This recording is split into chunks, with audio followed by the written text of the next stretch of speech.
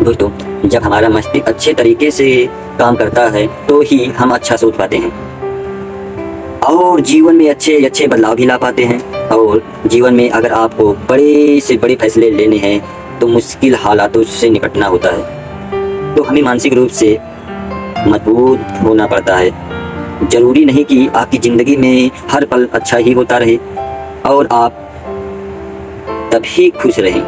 कभी कभी ज़िंदगी में ऐसे वक्त भी आएंगे जहां पर आपको भारी मुसीबतों का सामना भी करना पड़ सकता है। कई बार होता है कि इंसान मुसीबतों में सामना करते करते बहुत हालातों से लड़ते लड़ते अपने जीवन से हारने लगता है, लेकिन वहीं पर जो इंसान मानसिक रूप से मजबूत होते हैं वह इन मुश्किल हालातों से अपने कठिन समय से बाहर जरूर निकल आते हैं।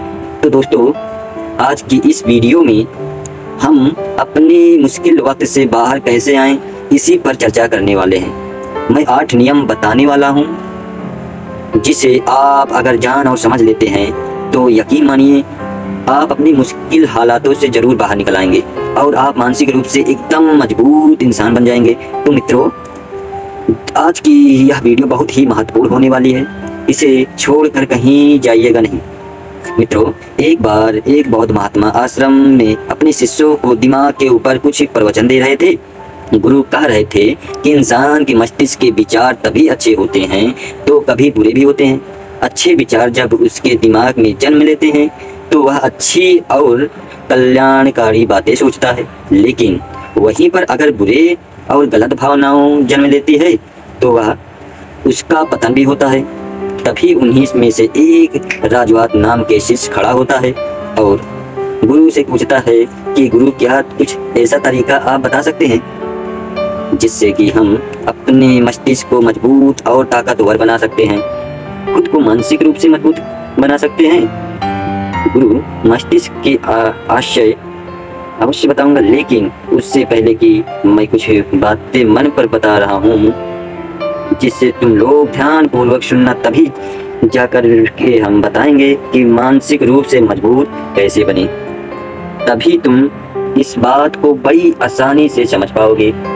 गुरु कहते हैं कि जब भी हम खुश से सोचते हैं, सबसे पहले वह विचार हमारे मस्तिष्क में जन्म लेता है और उसी के अनुरूप हमारा पूरा शरीर कार्य करने लगता है। मान लो कि आप कुछ खुद दुख भरी बात सोचते हैं तो आप बिल्कुल शिथिल होते चले जाते हैं, आपके शरीर की ऊर्जा कम होने लगती है। लेकिन वहीं पर अगर आप कुछ उत्साह भरी बातें सोचते हैं तो आपके शरीर के अंदर असीमित ऊर्जा बहने लगती है, आप वाकई में ऊर्जावान दिखाई देने लगते हैं। आप यह अनुभव खुद कर पाएंगे कि जब आप खुशी होते हैं तो आपके शरीर के अंदर बहुत ऊर्जा आ जाती है, आपका रोम रोम खिल उठता है। ऐसा इसलिए हुआ क्योंकि आपने दिमाग के कुछ जोश भरी बातें सोची। शरीर तो वही है आपका, लेकिन जब आप दुखी होते हैं तो आपका शरीर बिल्कुल ऊर्जावान विहीन हो जाता है, लेकिन जब आपके विचार जोश भरे वाले होते हैं तो आपका शरीर खिल उठता है। यानी हमारा शरीर किस तरीके से काम करेगा यह सब हमारे मस्तिष्क में उत्पन्न हो रहे विचार पर निर्भर करता है। दोस्तों, जब तुम सबको मेरी बातें बहुत ही अच्छी तरीके से समझ में आएगी। अब हम बताने जा रहे हैं कि मानसिक रूप से हम मजबूत कैसे बने। गुरु कहते हैं कि मैं तुम सबको 8 तरीके बताऊंगा। आप अगर उस 8 तरीकों को अपने दिमाग में लाते हैं तो वैसा ही सोचते हैं तो यकीन मानिए आपका शरीर भी वैसा ही काम करने लगेगा। जैसा कि हम पहले बता चुका हूँ कि जब आप दुखी होते हैं तो आपका शरीर ऊर्जा विहीन होने लगता है, लेकिन जब आप खुश होते हैं आपके दिमाग में अच्छा विचार आया और आप खुश हो जाते हैं, आपके शरीर में अच्छी ऊर्जा बहने लगती है। इसका मतलब यह है कि अगर हम 8 तरीके जान ले और वही हम अपने दिमाग में सोच से तो हमारा शरीर भी ऊर्जावान हो जाएगा और जोश से भी भर जाएगा, अर्थात हम मानसिक रूप से मजबूत बन जाएंगे। और वास्तव में भी ऊर्जा, जब आप मानसिक रूप से मजबूत बन जाएंगे तो आप मुश्किल हालातों का सामना भी बड़ी ही आसानी से कर लेंगे। गुरु कहते हैं कि शिष्यों, मानसिक रूप से मजबूत बनने का पहला नियम है, जो हो चुका है उसकी परवाह मत करो और उसको छोड़ दो। गुरु कहते हैं कि शिष्यों, मुझे यह बताओ कि सूर्य किस दिशा में निकलता है। तो सभी शिष्यों ने एक साथ जवाब दिया है कि गुरुजी, सूर्य पूर्व दिशा से निकलता है। फिर गुरुजी ने कहा कि अगर मैं यह कहूँ कि सूर्य पश्चिम दिशा से निकलता है तो क्या यह निकलेगा?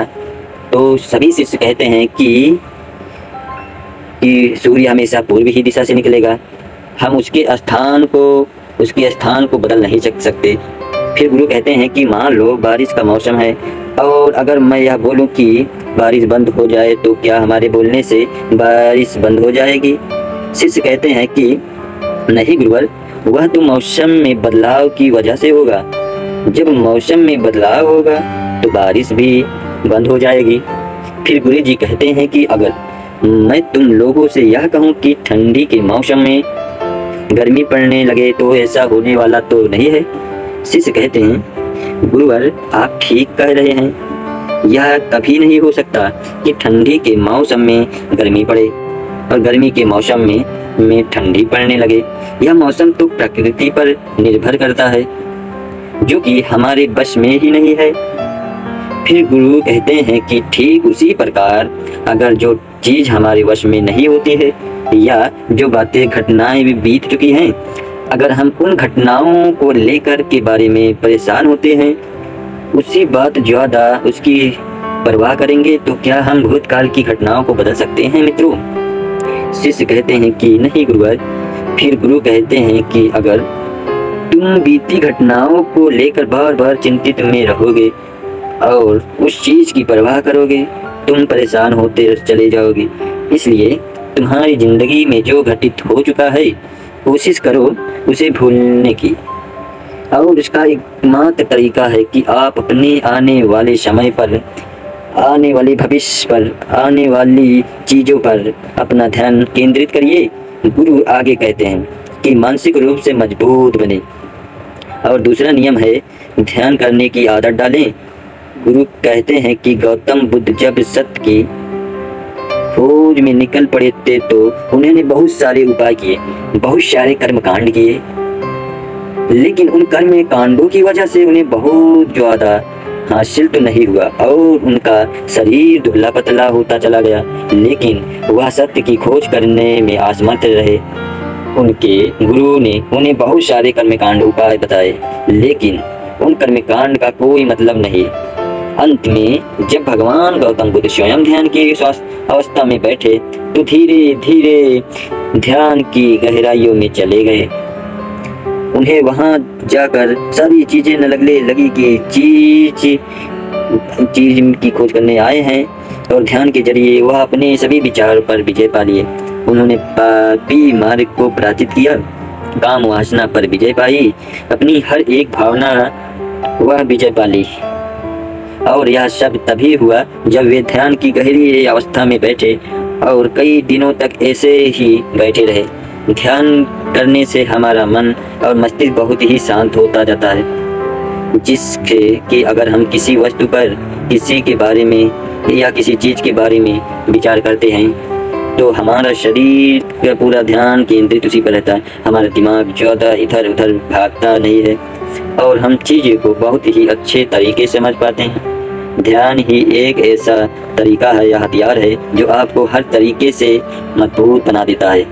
बौद्ध भिक्षु अगर किसी बात पर जोर देते हैं तो ध्यान की प्रक्रिया पर ध्यान कई घंटे तक बैठे रहते हैं, जिससे उसका मन दिमाग बहुत ही शांत रहता है। उनका मन बहुत ही शांत रहता है, और जिसका मन शांत रहता है वही किसी चीज पर अच्छी तरह से अच्छी तरीके पर विचार कर सकता है। अर्थात वह मन और मस्तिष्क दोनों मजबूत होता चला जाता है। ध्यान करने से आपकी सारी वासना आपके नियंत्रण रहेगी, आप अच्छी इच्छा अनुसार को अपने वश में किए रहेंगे। गुरु आगे कहते हैं कि मानसिक रूप से मजबूत बने। जब तीसरा नियम मानसिक रूप से, तो बहुत ज्यादा किसी पर उम्मीद मत रखना।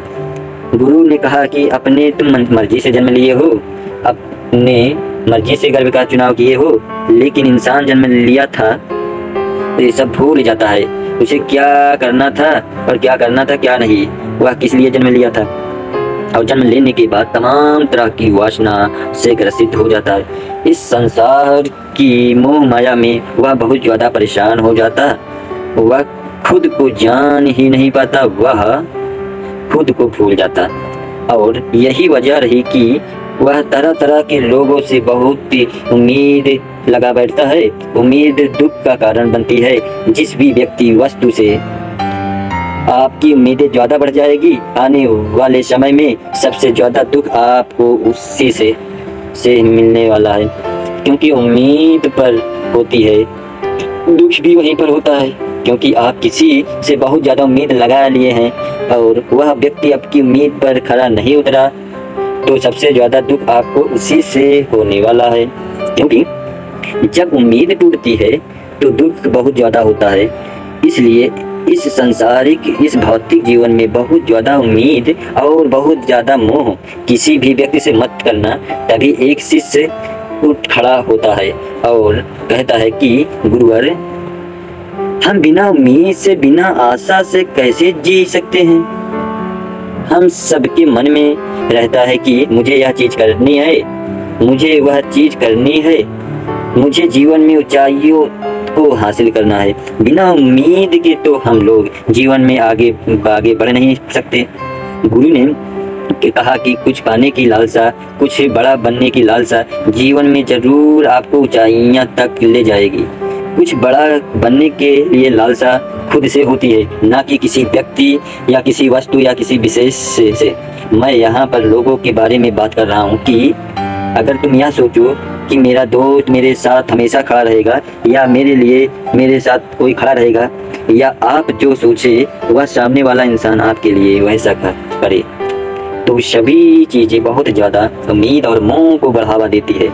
बहुत ज्यादा उम्मीद किसी से मत रखना। खुद से उम्मीद रखोगे तो दुख बहुत ज्यादा नहीं होगा, लेकिन अगर दूसरे व्यक्ति से उम्मीद रखोगे तो वह उम्मीद कभी पूरी नहीं होगी और दुख बहुत ज्यादा देगा। कई बार होता है कि माता पिता जो अपने जीवन में हासिल नहीं कर पाए, वह चाहते हैं कि वह चीज उनके बहुत ही उसके बच्चे भी हासिल करे, वह करे, वह बच्चों पर लगा देते हैं। बच्चे उनके हिसाब से चले, उम्मीदों को पूरा करें। उन्होंने जो अपने जीवन में हासिल नहीं कर पाया, वह काम अब उनके बच्चे, और लगभग इस समय तो सभी के माता पिता यही कह रहे हैं।